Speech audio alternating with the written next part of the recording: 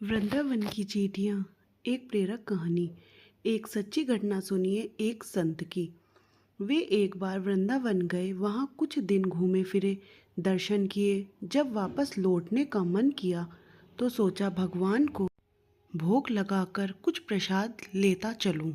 संत ने रामदाने के कुछ लड्डू खरीदे, प्रसाद चढ़ाया और आश्रम में आकर सो गए।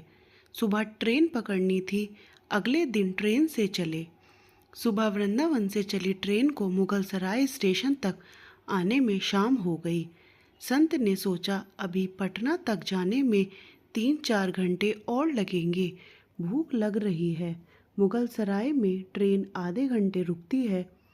चलो हाथ पैर धोकर संध्या वंदन करके कुछ खा पी लिया जाए। संत ने हाथ पैर धोए और लड्डू खाने के लिए डिब्बा खोला। उन्होंने देखा लड्डू में चींटे लगे हुए थे। उन्होंने चींटों को हटाकर 1-2 लड्डू खा लिए। बाकी बचे लड्डू प्रसाद बांट दूंगा ये सोचकर छोड़ दिए। पर कहते हैं ना, संत हृदय नवनीत समाना। बेचारे को लड्डुओं से अधिक उन चींटियों की चिंता सताने लगी। सोचने लगे ये चींटे वृंदावन से इस मिठाई के डिब्बे में आए हैं। बेचारे इतनी दूर तक ट्रेन में मुगल सराय तक आ गए।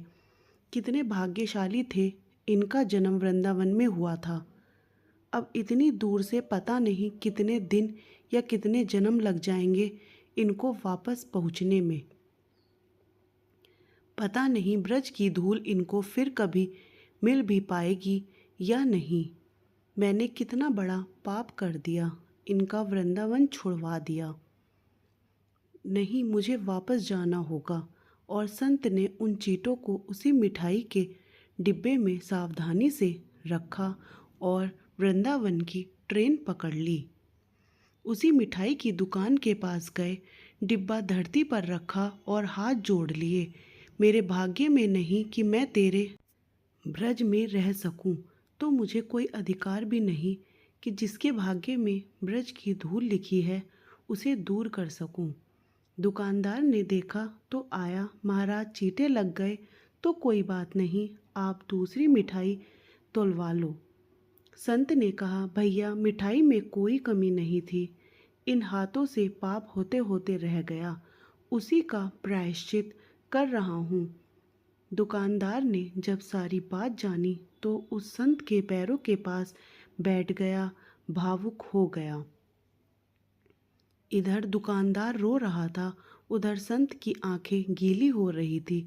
बात भाव की है, बात उस निर्मल मन की है, बात ब्रज की है, बात मेरे वृंदावन की है, बात मेरे नटवर नागर और उनकी राधा रानी की है, बात मेरे कृष्ण की राजधानी की है। बूझो तो बहुत कुछ है, नहीं तो बस पागलपन है। बस एक कहानी, घर से जब भी बाहर जाओ तो घर में विराजमान अपने प्रभु से ज़रूर मिलकर जाएं और जब लौटकर आएं तो उनसे ज़रूर मिलें, क्योंकि उनको भी आपके घर लौटने का इंतज़ार रहता है।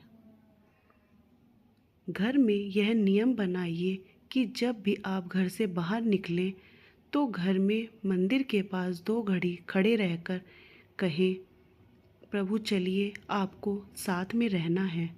ऐसा बोलकर ही घर से निकलें, क्योंकि आप भले ही लाखों की घड़ी हाथ में क्यों ना पहने हों, पर समय तो प्रभु के ही हाथ में है ना।